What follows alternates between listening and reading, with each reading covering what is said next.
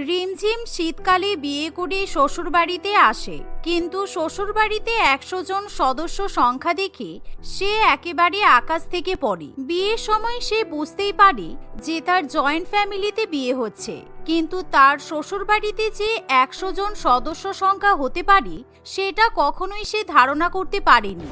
এবার কি হবে? চারিদিকে কত লোক ঘুরে বেড়াচ্ছে, পুরো মনে হচ্ছে শীতকালে সবজি বাজার আমার শ্বশুর বাড়িতে উঠে এসেছে। এদের নিজেদের বাড়িতে এতগুলো সদস্য যে কোনো অনুষ্ঠান হলে আর অতিথিদের নিমন্ত্রণ করতে হবে না। এটা কোনো বাড়ি নাকি পাড়া কি জানি, তার উপর আমি আবার নতুন বৌমা। এখন শীতের মধ্যে আমাকে আরাম ত্যাগ করে এদের সেবা যত্ন করতে হবে। বৌমা, খুব ঠান্ডা পড়েছে, যাও গিয়ে আরাম করে ঘুমিয়ে পড়ো। আর হ্যাঁ, কালকে সকাল সকাল 6টার মধ্যে ঘুম থেকে উঠে পরিষ্কার করে স্নান করে রান্নাঘরে চলে আসবে। কি বলছেন কি মা? এই শীতের কনকনে ঠান্ডার মধ্যে সকাল 6টার সময় স্নান করব কি করে? তাছাড়া অত সকালবেলা ঘুম ভাঙবে কি করে? চুপ করো, এসব কথা বলতে নেই। এখন যদি আমার জায়েরা আর ননদরা তোমার কথা শুনতে পায় তাহলে কেলেঙ্কারি হয়ে যাবে। আমরা প্রত্যেকেই বাড়িতে ভোর 6টার সময় ঘুম থেকে উঠে পড়ি, তারপর স্নান করে বাড়ির কাজ করি। তোমাকেও তাই করতে হবে। আর হ্যাঁ, বাথরুমে গিজার আছে, গিজার চালিয়ে গরম জল করে নেবে। শাশুড়ি মা এই কথা বললে বৌমার কিছু করার থাকে না। সে মন খারাপ করে ঘরে চলে যায়, কিন্তু সে ঘরে গিয়ে দেখে যে তার দুই বিবাহিত ননদ ছোট ছোট দুটো বাচ্চাকে নিয়ে খাটের উপর বসে আছে, আর বাচ্চাগুলো প্রচন্ড পরিমাণে চিৎকার চেঁচামেচি করছে। ঘরের মধ্যে এতই কোলাহল যে রিমি সেখানে দাঁড়িয়ে থাকতে পারে না। তোমরা সবাই এখানে কি করছো? যাও, তোমাদের নিজেদের ঘরে যাও, গিয়ে বাচ্চাদেরকে ঘুম পাড়িয়ে দাও। আমাকে আমার ঘর ফাঁকা করে দাও, আমি ঘুমাবো। আমার খুব ঘুম পেয়েছে। সকাল থেকেই ভারী বেনারসি শাড়ি পরে দাঁড়িয়ে আছি, এবার আমি একটু ফ্রেশ হব। সে কি কথা বৌদি, তুমি ঘরে আসা মাত্রই আমাদেরকে তাড়িয়ে দিতে চাইছো? আমাদের মা, বাবা, দাদারা বলেছে যে আমরা আমাদের বাচ্চাদেরকে নিয়ে এই ঘরেই থাকতে পারি। তোমার নাকি কোনো অসুবিধা হবে না। তাছাড়া আমাদের ঘরের থেকে তোমার ঘরটা বেশি গরম, কারণ তোমার নতুন বিয়ে হয়েছে বলে দাদা ঘরেও অনেকগুলো হিটার বসিয়েছে। তাই আমরা এখানেই থাকবো, আমাদের বাচ্চারা আরাম করে ঘুমাতে পারবে। সে কি, তোমরা এখানে থাকলে আমি কোথায় থাকবো? আমার বিছানা শেয়ার করে ঘুমানোর মোটেই অভ্যাস নেই। তোমরা প্লিজ এখান থেকে চলে যাও, আমার একদম ভালো লাগছে না। এই বলে রিমঝিম তার দুই বিবাহিত ননদ ও বাচ্চাদের ঘর থেকে বার করে দেয়, কিন্তু তারা পুরো কান্নাকাটি করে বাড়ি মাথায় করে, যার ফলে 100 জন সদস্য এক জায়গায় জমায়েত হয়। তারা সবাই মিলে যখন রিমঝিমকে কথা শোনাতে শুরু করে তখন সে ভীষণই ভয় পেয়ে যায়, আর সে একা একটা দিকে দাঁড়িয়ে থাকে। দাদা, তুই তো ছেলের বিয়ে দিয়ে বাড়িতে নতুন বউ এনেছিস, ঠিক আছে, কিন্তু তাই বলে বৌমা আমাদের দুই মেয়ে আর নাতি নাতিকে ঘর থেকে বার করে দেবে? সেটা তো ঠিক নয়। সত্যিই পাপন, তোর বউ মোটেই ভালো ব্যবহার করলো না। তোর বউ তো কোনোদিনও জয়েন্ট ফ্যামিলিতে থাকেনি, তাই এইবারে নিয়ম কানুন বুঝতে অসুবিধা হচ্ছে। কাকামশাই, একদম চিন্তা করবেন না, আমার দুই বোন তাদের বাচ্চা নিয়ে আমাদের ঘরেই থাকবে। আমি আর রিমঝিম সবাই শুয়ে পড়বো, আমাদের কোনো অসুবিধা হবে না। পাপন এই কথা বললে তার দুই বোন বাচ্চাদেরকে নিয়ে আবার ঘরে চলে যায়।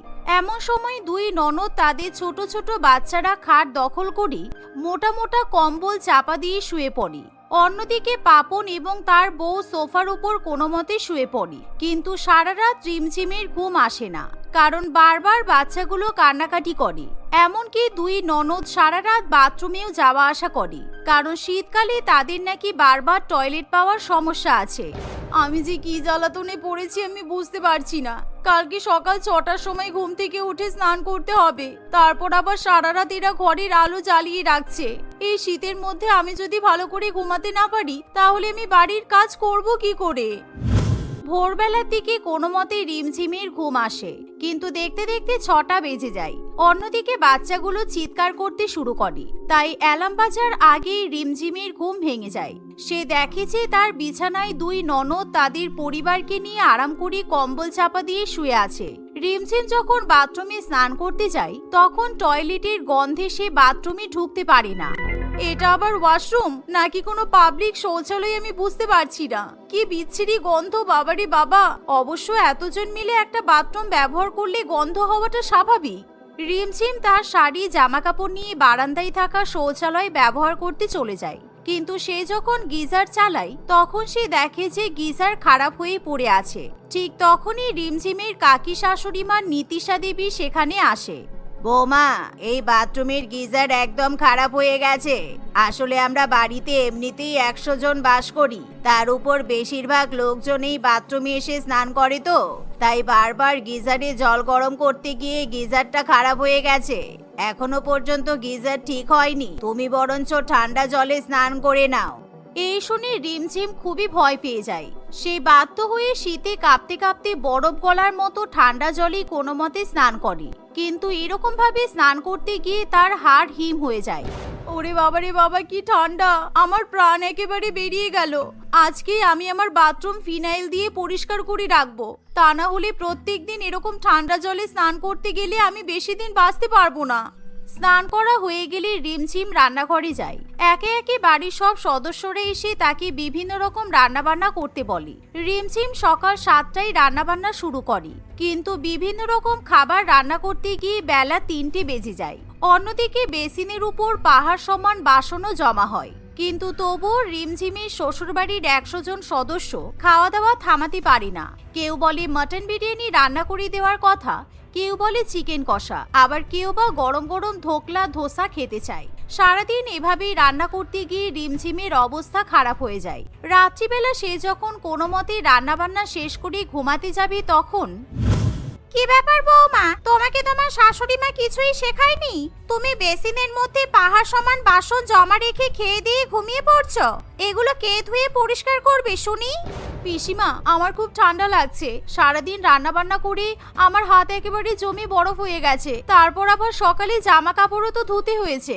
শীতের মধ্যে আমার আর হাত কাজ করছে না। আমি এই বাসনগুলো কালকে সকালে ধুয়ে রেখে দেব। মোটেই না, রান্নাঘরে এরকম এঁটো বাসন ফেলে রাখলে সংসারের অমঙ্গল হয়। তাছাড়া কালকে সকালবেলা ঘুম থেকে উঠে বাড়ির ছেলেরা কাজে যাবে, মেয়েরাও কলেজে পড়াশোনা করতে যাবে। আমরা সবাই একসাথে বসে খাওয়া দাওয়া করব, তাই তুমি অত বাসন ধুয়ে রান্না বান্না করার সময় পাবে না। তুমি রাত্রিবেলা বাসন ধুয়ে পরিষ্কার করে রেখে তারপর ঘুমাতে যাবে। শান্তি দেবী এই কথা বললে রিমঝিম খুব ভয় পেয়ে যায়, কারণ 100 জন খাওয়া দাওয়া করে প্রায় 2000 খানিক বাসন জমিয়ে রাখে। এই শীতের রাতে রিমঝিমকে অতগুলো বাসন একা হাতে পরিষ্কার করতে হয়, কিন্তু তবুও কারোর দয়া মায়া হয় না। দেখতে দেখতে এভাবেই কিছুটা দিন কেটে যায়, কিন্তু এই শীতের মধ্যে সারা বাড়ির কাজ করা, জামা কাপড় পরিষ্কার করা, রান্না করা, 100 জন সদস্যের খেয়াল রাখা, এত নানান রকমের কাজ করতে গিয়ে রিমঝিম নিজের জীবনের কথাই ভুলে যায়। কিছুদিনের মধ্যেই বাড়ির সব থেকে ছোট ছেলে প্রীতমের পিয়ালির সাথে বিয়ে হয়। বিয়ের সব দায়িত্ব রিমঝিম একা হাতে সামলায়। প্রীতম এবং পিয়ালির বিয়ের পর পিয়ালি সবাইকে চমকে দিয়ে বেলা 11টার সময় ঘুম থেকে ওঠে। কি ব্যাপার পিয়ালি, তুমি বেলা 11টার সময় ঘুম থেকে উঠলে কেন? তোমাকে কালকে রাত্রিবেলা আমরা বারবার করে বলে দিলাম সকাল 6টার মধ্যে ঘুম থেকে উঠে স্নান করে রান্নাঘরে যাবে, কিন্তু তুমি তো আমাদের কথা শুনলে না। আমাকে একা একা সবার জন্য ব্রেকফাস্ট রান্না করতে হয়েছে। তুমি যদি আমাকে কাজ করতে সাহায্য না করো, তাহলে আমি একা হাতে কি করে কাজ করব বলো তো? 100 জন সদস্যের কাজ যখন একা হাতে করতে পারছো না, তাহলে ছেড়ে দাও। বাড়িতে কাজের লোক রাখলেই তো সমস্যার সমাধান হয়ে যায়। এরকম সিরিয়ালের বৌমাদের মতো মেলোড্রামা করার কোনো দরকার নেই। তাছাড়া এই বাড়িতে আমি ছাড়া অনেক মহিলারাই আছে, তারা কাজ করুক। 100 জন একজনের ঘাড়ের উপর পা রেখে আরাম করবে, আর শীতকালে একজনই খেটে খেটে মরবে, এটা তো হয় না। আমি কি পাগল নাকি তোমার মতো, যে সকাল 6টার সময় ঘুম থেকে উঠে স্নান করে রান্নাঘরে যাব? আমি এসব কিছু পারবো না, কারণ আমার মা আমাকে সংসার করতে পাঠিয়েছে। শীতকালে তোমাদের বাড়িতে কোনো চাকরানি পাঠায়নি। পিয়ালি সবার সামনে এরকম ভাবে প্রতিবাদ করলে সবার চোখ একেবারে ছানা বড়া হয়ে যায়। পিয়ালি যে মুখের উপর এতগুলো কথা বলতে পারবে তা কেউ ভাবতেও পারেনি। এভাবেই দেখতে দেখতে কিছুদিন কাটে, কিন্তু পিয়ালি একেবারে কালী পটকার মতো ফাটতে থাকে। তার সাথে ভালো মুখে কেউ কথা বলতে পারে না। পিয়ালি তার স্বামীর সাথে একদিন বাপের বাড়িতে যায়, সেই সুযোগে বিমলা দেবী তার 2 মেয়েকে পিয়ালির ঘর দিয়ে দেয়। 2 দিন পর পিয়ালি যখন ফিরে আসে, তখন বৌমা, আমার 2 মেয়ের ঘরটা খুব ছোট, আর ওদের একতলায় ঘর, তো তাই ওদের খুব ঠান্ডা লাগে। আমি সেই জন্য তোমার আর বাবুর ঘরটা আমার 2 মেয়েকে থাকতে দিয়েছি। তোমরা দুজনে বরঞ্চ আমার মেয়েদের ঘরে থেকে যাও। আচ্ছা মা, ঠিক আছে, কি ঠিক আছে? তুমি আমাকে না জিজ্ঞাসা করে মাকে ঠিক আছে বলে দিচ্ছ? কিছুই ঠিক নেই, কারণ আমি কিন্তু রিমঝিম দি নই।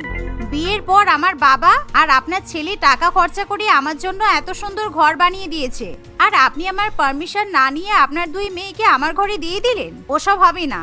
না হয় আপনি আমার টাকা ফেরত দিন, তা না হলে আপনার দুই মেয়েকে আমি ঘর থেকে বার করে দেব, কারণ আমি ঠান্ডার মধ্যে একতলায় থাকতে পারবো না। 100 জন সদস্যের শ্বশুর বাড়িতে বিয়ে করে আমার জীবনটা একেবারে ছারখার হয়ে গেল। পিয়ালি এই কথা বলে তার ঘর থেকে দুই ননদের সব জিনিসপত্র বাইরে ছুঁড়ে ফেলে দেয়, যার ফলে তারা কেউ কেঁদেও কুল করতে পারে না। এরকম দৃশ্য দেখে রিমঝিমও মনে মনে খুবই মজা পায়, কারণ যে কাজটা সে এতদিনে করতে পারেনি সেটা পিয়ালি করে দেখিয়ে দেয়। এমনকি পিয়ালিকে যখন 100 জন সদস্যের রান্নাবান্না করতে বলা হয়, তখন সে তার স্বামীকে রান্নায় সাহায্য করার জন্য ডেকে নিয়ে আসে। এ কি বৌমা, তোমাকে রান্না বান্না করতে বলা হলো আর তুমি বাবুকে রান্নাঘরে ডাকলে? এই বাড়ির বেটা ছেলেরা কোনোদিনও রান্না করতে আসেনি, তোর লজ্জা নেই না? পুরোপুরি বউয়ের আঁচলের তলায় চলে গেছিস। বউ যা বলবে তুই তাই করবি? হ্যাঁ, বেশ করবে। আমি কি লঙ্গরখানার রাঁধুনি নাকি? যেই শীতের মধ্যে আমি আপনাদের 100 জনের রাক্ষসের মতো পেটের জন্য একা একা রান্না করব, আমি ওসব করতে পারবো না। আমি রান্না করে দেব আর আপনাদের বাবু সবজি কাটবে, আটা মেখে দেবে।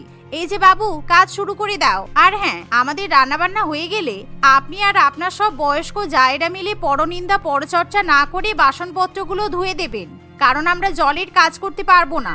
নিশিতা দেবী এই কথা শুনে তখনই সেখান থেকে পালিয়ে যায়। পিয়ালির কাছে এভাবে শ্বশুরবাড়ির 100 জন সদস্য একেবারে জব্দ হয়ে ওঠে। তারা ভেতরে ভেতরে রাগে ফুঁসতে থাকে, কিন্তু তারা পিয়ালিকে একটা কথাও বলতে পারে না। কিছুক্ষণ পর পিয়ালি এবং তার স্বামী মিলে সবাইকে খাবার পরিবেশন করে, কিন্তু লজ্জায় কারোর আর গলা থেকে খাবার নামতে চায় না। রিমঝিম এরকম দৃশ্য দেখে খুবই খুশি হয়ে বলে, পিয়ালি, তুমি একদম ঠিক কাজ করেছো। এরা এই গোটা শীতকালে আমাকে খুব জ্বালিয়েছে, কিন্তু তোমাকে জ্বালানোর সাহস পাচ্ছে না। জীবনে সাহস পাবেও না, কারণ আজকে এই বাড়ির ছেলেকে দিয়ে রান্না করিয়ে আমি সবার পাতে খাবার পরিবেশন করিয়েছি। ওটাই ওদের সব থেকে বড় লজ্জা। পরের দিন সকাল থেকে দেখবে সবকিছু পাল্টে গেছে। পরের দিন সকালবেলা থেকে ঠিক তাই হয়। শ্বশুর বাড়িতে 100 জন সদস্য ঘুম থেকে উঠে দুই বৌমাকে আর কিছুতেই জ্বালাতন করতে পারে না। তারা শীতের মধ্যে নিজেদের স্নান করার জন্য জল গরম করে নেয়, নিজেরাই রান্নাবান্না করে। অন্যদিকে রিমঝিম আর পিয়ালি নিজেদের ঘরে কম্বল চাপা দিয়ে 10টা পর্যন্ত ঘুমায়। এমনকি বাড়ির মেয়েরাও বৌদিদের ঘর দখল করতে যায় না। শ্বশুরবাড়ির এরকম পরিবর্তিত চেহারা দেখে রিমঝিম খুবই খুশি হয়। এভাবে পিয়ালির সাহায্যে তার এত বড় শ্বশুরবাড়িতে সংসার করতে আর কোনো সমস্যা হয় না। তারা সবাই মিলে হাসি খুশি মিলেমিশে সংসার করতে থাকে। রিঙ্কি, মিনা এবং পপি তিনজনে নতুন নতুন আন্নাকালী স্মৃতি মন্দির স্কুলে ক্লাস 5-এ ভর্তি হয়েছিল। প্রথম দিন নতুন নতুন স্কুলে গিয়ে তারা তিনজনই একই বেঞ্চে পাশাপাশি বসেছিল। সেদিন তারা একে অপরের সঙ্গে আলাপ পরিচয় করে। কিছুদিনের মধ্যেই তাদের মধ্যে খুবই ভালো বন্ধুত্ব হয়। দিনের পর দিন তাদের বন্ধুত্বের প্রগাঢ়তা বেড়েই চলেছিল। তারা স্কুলে সবসময় একই সঙ্গে থাকতো। তাদের তিনজনের বাড়ি আলাদা আলাদা জায়গায় ছিল। তিনজনের বাড়ির দূরত্ব বেশ ভালোই ছিল, শুধুমাত্র স্কুলে এসেই তাদের দেখা হতো। একদিন তিন বন্ধু টিফিন খেতে খেতে গল্প করছিল। আজকে তো আমার মা আমাকে স্কুলে আসতে বারণ করেছিল, আমাকে জোর করে মামার বাড়ি নিয়ে যাচ্ছিল জানিস। আমি যাইনি, জোর করে আমি জেদ করে স্কুলে চলে এসেছি। তোদের সঙ্গে দেখা না হলে আমার ভালোই লাগে না। ভালো করেছিস। আর তুই স্কুলে না এলে এমনিও আমাদের দুজনের মন খারাপ থাকে। এই আজকে কিন্তু তাড়াতাড়ি বাড়ি যাব। স্কুলের পর আড্ডা দিতে গিয়ে আমার বাড়ি যেতে দেরি হয়ে যায়, আর আমার টিউশন পড়তে যেতে রোজ লেট হয়। মা আমাকে কদিন ধরে খুব বকছে। আমারও তো টিউশন থাকে সন্ধ্যে 6টার সময়। তুই কোথায় টিউশন পড়িস? কোন স্যারের কাছে? আমি তো আমাদের স্কুলের পাশেই একটা স্যারের কাছে পড়ি। এই আমরা তিনজন যদি একই স্যারের কাছে পড়তাম কত ভালো হতো, তাই না বল? স্কুলে এসে তো আমাদের দেখা হয়, কিন্তু টিউশনে যাই যখন তখন তোদেরকে পাই না বলে আমার ভালো লাগে না। তাহলে এক কাজ করলে হয় না, আমরা বাড়িতে গিয়ে বলবো যে আমরা তিনজন একই স্যারের কাছে টিউশন পড়বো। না না, এরকম বললে হবে না। বলবো যে আমার বন্ধু মিনা আমাদের স্কুলের পাশেই একটা স্যারের কাছে টিউশন পড়ে, ওই স্যারটা খুব ভালো পড়ায়, তাই আমি ওই টিউশনে ভর্তি হব। তিন বন্ধু স্কুল ছুটির পর যে যার মতো বাড়ি ফিরে যায়। সন্ধেবেলা রিঙ্কিকে তার মা পুষ্পিতা বলে যে, কে রে, কটা বাজে দেখেছিস? পড়তে যাবি না? রেডি হয়ে নে। রোজ রোজ তোকে বলতে হয় কেন? স্কুলে যাওয়ার সময় তো কিছু বলতে হয় না? পড়তে যাওয়ার সময় রোজ জোর করে পাঠাতে হবে কেন? মা, আমি যে ম্যাডামের কাছে পড়ি আমি ওখানে আর পড়বো না, ওই ম্যাডামটা ভালো পড়ায় না। আমার বন্ধু মিনা আমাদের স্কুলের পাশেই একটা স্যারের কাছে পড়ে, ওই স্যারটা খুব ভালো পড়ায়, আমাকে ওখানে ভর্তি করে দাও না মা। আমার আর একটা বন্ধু পপিও ভর্তি হবে, ওখানে অনেকজন পড়ে জানো। না, কোনো দরকার নেই। বন্ধু বন্ধু সব একসাথে যুক্তি করে একই টিউশনে পড়ার প্ল্যান করেছো, তাই না? সারাদিন তো স্কুলে গিয়ে শুধু গল্প করে কাটিয়ে দাও, এবার পড়তে গিয়েও গল্প করবে? শোন রিঙ্কি, আমি কিন্তু বারবার বলছি, বেশি বন্ধু বান্ধবের চক্করে পড়া ঠিক নয়। আর এখন তোর বয়স কত হয়েছে? এত বন্ধুদের কথা শুনে চলছিস তুই? আমি বন্ধুদের কথা শুনে চলি না, ওই স্যারটা ভালো পড়ায়, তাই আমি ওই স্যারের কাছেই পড়বো, আর না হলে আমি কোথাও পড়বো না, যাও। এইভাবে রিঙ্কি বিকাশ স্যারের কাছে পড়তে যাওয়ার জন্য জেদ করতে থাকে। ঠিক একই রকম ভাবে পপিও তার বাড়িতে তার বাবা মাকে একই বিষয় নিয়ে বলতে থাকে, কিন্তু পপির বাবা মাও পপির কথা মেনে নিচ্ছিল না, তাই জন্য পপিও জেদ ধরে বসেছিল। রিঙ্কি এবং পপি কয়েকদিন টিউশন ক্লাসে যাওয়াই বন্ধ করে দেয়। বাধ্য হয়ে রিঙ্কি এবং পপির বাড়ি থেকে বিকাশ স্যারের কাছে পড়তে যাওয়ার অনুমতি দিয়ে দেয়। তিন বন্ধু খুবই খুশি হয়।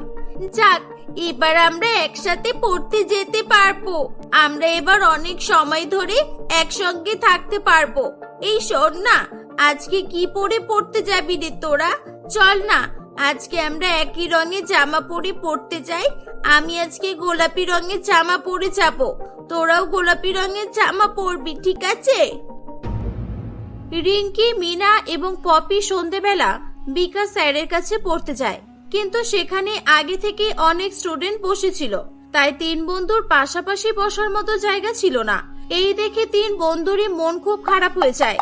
কিরে মিনা, তুই দাঁড়িয়ে আছিস কেন? যা গিয়ে বসে পড়, ওই যে ওই জায়গাটা ফাঁকা আছে ওখানে বস। আর এই যে তোমরা দুজন, আজকে তো তোমাদের প্রথম দিন, তোমরা এই যে একজন এখানে বসো, আর একজন ওই যে লাস্টের দিকে শেষ বেঞ্চে গিয়ে বসো। বিকাশ স্যারের কথা শুনে মিনা তার জায়গায় গিয়ে বসে পড়ে। এই দেখে রিঙ্কি এবং পপি খুব রেগে যায়। কি রে, তুই আমাদের দুজনকে ছেড়ে একা একা বসে পড়লি কেন? আমরা দুজনে আমাদের টিউশন ছেড়ে তোর স্যারের কাছে পড়তে এলাম, আর তুই আমাদের দুজনকে ছেড়ে আলাদা বসে পড়লি। হ্যাঁ, তুই তো স্বার্থপর, আমাদের কথা একবারও ভাবলি না। আমরা তো এখানে শুধুমাত্র তোর জন্য পড়তে এসেছি। আমাদের তিনজনকে যদি আলাদাই বসতে হয়, তাহলে তো আলাদা আলাদা টিউশন পড়াই ঠিক ছিল। একসঙ্গে পড়ার মানেটা কি? এই তোমাদের তিনজনের কি হচ্ছে এটা কি? প্রথম দিন ক্লাসে এসেই তোমরা সিন ক্রিয়েট করছো। আমি তোমাদের জন্য ক্লাস শুরু করতে পারছি না, যাও নিজের জায়গায় গিয়ে বসে পড়ো। আমি তোমাদের তিনজনকে একসঙ্গে বসতে দেবো না, আমি যাকে যেখানে বলবো সে সেখানেই বসবে, বুঝেছো? এই শুনে রিঙ্কি এবং পপি খুব রেগে যায়। ঠিক আছে, তাহলে আমরা আপনার কাছে পড়বো না, আমরা এখানে ভর্তি হয়েছিলাম আমরা তিন বন্ধু পাশাপাশি বসতে পারবো বলে, তাই যখন হবে না তাহলে আমাদের এখানে পড়েও লাভ নেই। এই চল পপি। এই দাঁড়া, আমিও এখানে পড়বো না, যেখানে আমাদের একসঙ্গে পড়তে দেবে আমরা সেখানেই পড়বো। এভাবেই তিন বন্ধু সবাইকে অবাক করে দিয়ে সেখান থেকে বেরিয়ে চলে যায়। বিকাশ স্যার তিন বন্ধুর এরকম অবস্থা দেখে খুবই রেগে যায়। তিন বন্ধু বাড়ি ফিরে এসে সত্যি কথা বললে তাদের বাবা মা খুবই রেগে যায় এবং তাদেরকে খুব মারধর করে। পরের দিন থেকে তারা আগে যেখানে টিউশন পড়তো সেখানে জোর করে তাদেরকে পড়তে পাঠানো হয়। এরকম ভাবে সময় কাটতে থাকে। একদিন ক্লাসের ম্যাডাম লাবণী দেবী দেখে যে তিন বন্ধু ক্লাসের পড়া না শুনে নিজেদের মধ্যে গল্প করছে। এই দেখে ম্যাডাম রিঙ্কিকে দাঁড় করিয়ে একটা প্রশ্ন করে, কিন্তু রিঙ্কি প্রশ্নের উত্তর দিতে পারে না, তাই ম্যাডাম রিঙ্কিকে খুব বকাবকি করা শুরু করে। আমি জানতাম তুমি প্রশ্নের উত্তরটা দিতে পারবে না। আমি ঠিক সেই জন্যই তোমাকে দাঁড়াতে বললাম। পারবেই বা কি করে? সব সময় তো দেখি তিন মূর্তি এক জায়গায়, সব সময় গল্প আর গল্প। তোমরা স্কুলে আসো কি জন্য বলো তো? তোমাদেরকে আমি কতবার বলেছি তোমরা আমার ক্লাসে তিনজন পাশাপাশি বসবে না। তোমাদের অসুবিধাটা কি বলো তো? ম্যাডাম, আপনি আমাদের বন্ধুকে বকবেন না। ও উত্তর দিতে পারেনি তাতে কি হয়েছে? আপনি আমাদেরকে জিজ্ঞাসা করুন, আমি রিঙ্কির বদলে প্রশ্নের উত্তর দিয়ে দিচ্ছি। আপনার উত্তর পেলেই হলো তো। আমাদের সামনে আমাদের বন্ধুকে এভাবে বকলে আমরা সহ্য করতে পারবো না। এটা শুনে লাবণী ম্যাডাম আরো রেগে যায়। তোমার সাহস তো কম নয়, তুমি ক্লাসের ম্যাডামের সঙ্গে এভাবে কথা বলবে?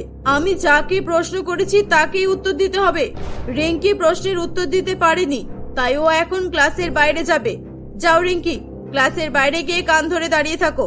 আজকাল এত ছোট ছোট মেয়েদের মাথায় এত বুদ্ধি। লাবণী ম্যাডামের কথা শুনে রিঙ্কি মন খারাপ করে ক্লাসের বাইরে বেরিয়ে যায়। রিঙ্কিকে বেরিয়ে যেতে দেখে মিনা এবং পপিও তার পেছন পেছন যেতে শুরু করে। এই কি হলো, কি হলো? তোমরা যাচ্ছ কোথায়? আমি তোমাদেরকে যেতে বলেছি। জায়গায় বসো দুজনে। না ম্যাডাম, আপনি আমাদের বন্ধুকে বাইরে পাঠাচ্ছেন, আমরাও বাইরে যাব। কারণ আমরা তিনজন সব সময় একসঙ্গে থাকি, আমাদেরকে কেউ আলাদা করতে পারবে না। লাবণী ম্যাডাম খুবই রেগে যায় এবং তাদের তিনজনকেই কঠোর শাস্তি দেয়। শুধু তাই নয়, ম্যাডাম তাদের তিনজনেরই বাড়িতে ফোন করে গার্জেনদের ডেকে পাঠান। রিঙ্কির মা পুষ্পিতা, মিনার মা মধুমিতা এবং পপির মা পাপিয়া কিছুক্ষণের মধ্যে সেখানে এসে উপস্থিত হয়। আজকে এখানে এসে আপনারা খুব ভালো করেছেন। আপনাদেরকে আজকে আমি একটা খুব ভালো পরামর্শ দিচ্ছি। আপনারা যদি চান আপনাদের মেয়েরা ঠিকমতো পড়াশোনা করে মানুষ হতে পারে, তাহলে এদের তিনজনকে আলাদা করে দিন। এই তিনজনকে আলাদা স্কুলে ভর্তি করুন, না হলে কিন্তু এদের পড়াশোনা হবে না। এরা সব সময় নিজেদের মধ্যে গল্প করা ছাড়া আর কিছুই করে না। আমি ভালোর জন্যই বললাম, এবার আপনারা দেখুন কি করবেন। তিন বন্ধুর বাড়ি থেকেই তাদের ওয়ার্নিং দেওয়া হয়, কিন্তু তারা একই রকম ভাবেই পড়াশোনা না করে সবসময় তিনজনই গল্প করতেই মেতে থাকতো। এই নিয়ে তিন পরিবারের মধ্যেও একটা দ্বন্দ্ব বেঁধে যায়। তিন বন্ধুর মা একে অপরের মেয়েকে দোষারোপ করতে থাকে। শেষ পর্যন্ত রিঙ্কি, মিনা এবং পপিকে আলাদা আলাদা স্কুলে ভর্তি করতে বাধ্য হয়। শুধু তাই নয়, পপিকে নিয়ে তার বাবা মা তাদের বাসস্থান ছেড়ে অন্য জায়গায় চলে যায়। এভাবে তিন বন্ধু আলাদা হয়ে যায়। এখন তাদের মধ্যে কোনো কন্ট্যাক্ট ছিল না, তাই তারা আলাদা আলাদাই পড়াশোনা করতে থাকে। এভাবে দেখতে দেখতে তারা বড় হয়ে যায়। পড়াশোনা শেষ করার পর রিঙ্কির বাড়ি থেকে তার বিয়ের জন্য দেখাশোনা শুরু করেছিল, কিন্তু রিঙ্কি কিছুতেই বিয়ে করতে রাজি হচ্ছিল না। একদিন পুষ্পিতা রিঙ্কিকে ফোনে একজনের সঙ্গে কথা বলতে দেখে। হ্যাঁ, কোনো চিন্তা নেই, কালকে তো আমাদের দেখা হচ্ছে। আমার না সত্যি এত ভালো লাগছে, আমি কি বলবো। আমি অনেক বেশি এক্সাইটেড। আজকে রাতে হয়তো আমার ঘুমিয়ে আসবে না। ও, এবার বুঝলাম। আমার মেয়েটার অন্য ছেলের সঙ্গে চক্কর চলছে, আর তাই জন্যই ও বিয়ে করতে চাইছে না। কালকে আমি ওকে ফলো করব, দেখব কোন ছেলের সঙ্গে ও দেখা করতে যায়। পরের দিন রিঙ্কি খুব ভালো মতো রেডি হয়ে বাড়ি থেকে বেরিয়ে পড়ে। পুষ্পিতাও তার পেছন পেছন যায়। পুষ্পিতা দেখে যে রিঙ্কি কোনো ছেলের সঙ্গে নয়, বরং মিনা এবং পপির সঙ্গে দেখা করতে এসেছে। তিন বন্ধু একে অপরের সঙ্গে খুবই হাসি খুশি ভাবে গল্প গুজব করতে থাকে। ও আচ্ছা, তাহলে এরা এখনো আলাদা হয়নি? এত বছর ধরে এরা একে অপরের সাথে কন্ট্যাক্ট রেখেছিল, আর আমি জানতেও পারলাম না। এই তিনজনের অবস্থা যে কি হবে উপরওয়ালাই জানি। এই, আমার বাড়ি থেকে বারবার ছেলে দেখছে। আমি বলে দিয়েছি আমি বিয়ে টিয়ে করতে পারবো না। হ্যাঁ, আমারও সেম কেস। আমাদের তিনজনের মধ্যে কেউই আমরা বিয়ে করব না। আমাদের বয়স হয়ে গেলে যখন বাড়ি থেকে তাড়িয়ে দেবে, তখন আমরা তিনজন কোনো একটা ছোট ব্যবসা শুরু করব, ঠিক আছে? আর তিনজনই একসঙ্গে থাকবো। পুষ্পিতা তাদের সামনে এসে বলে, এবার বুঝলাম তুই কেন বিয়ে করতে চাইছিলিস না। তিন বন্ধু একসঙ্গে ভালোই তো প্ল্যান করেছিস, কিন্তু বিয়ে না করে তোরা সারা জীবন কিভাবে কাটাবি একবারও ভেবেছিস? মা, তুমি এখানে কিভাবে এলে? হ্যাঁ মা, আমরা কেউ বিয়ে করব না। ছোটবেলা থেকে তোমরা আমাদেরকে আলাদা করে দিয়েছো। আমরা একটা চাকরি পাওয়ার পর, আর যদি চাকরি না পাই, কোনো একটা ব্যবসা করব, আর তিন বন্ধু একসঙ্গে থাকবো। বুঝলাম, আর যদি তোদের তিনজনকে একই বাড়িতে বিয়ে দেওয়া হয় তিন ভাইয়ের সঙ্গে, তাহলে তোরা বিয়ে করবি তো? এটা শুনে তিন বন্ধু অবাক হয়ে যায়। কি, এটা তো খুবই ভালো আইডিয়া, আমরা তো আগে ভেবে দেখিনি। কিন্তু মা, এটা কিভাবে সম্ভব? একই বাড়ির তিন ছেলেকে তোমরা কোথায় পাবে? তোর বাবা তোর জন্য যে ছেলেটা দেখেছে ওরা তিন ভাই, ওরা ওদের বাকি দুই ছেলের জন্য মেয়ে দেখছে। আমার বিশ্বাস ওরা তোদের তিনজনকে নিশ্চয়ই পছন্দ করবে। অনেক চেষ্টা করেও আমি তোদেরকে আলাদা করতে পারলাম না। উপরওয়ালা হয়তো এটাই চাই যে তোরা তিনজনে সারা জীবন একসঙ্গেই থাক। পুষ্পিতার কথা শুনে তিন বন্ধু খুবই খুশি হয়। তিন পরিবার একসঙ্গে বসে ব্যাপারটি নিজেদের মধ্যে আলোচনা করে। রিঙ্কির বাবা তার জন্য দেখা ছেলের বাবা মায়ের সঙ্গে কথা বলে। তারাও তাদের তিন ছেলের বিয়ে তিন বন্ধুর সঙ্গে ঠিক করে দেয়। 1 মাসের মধ্যেই তিন বন্ধুর একই বাড়িতে বিয়ে হয়ে যায়। তিন বন্ধু আনন্দ এবং খুশিতে আত্মহারা হয়ে ওঠে। তারা একসঙ্গে সবাই মিলে বসবাস করতে থাকে।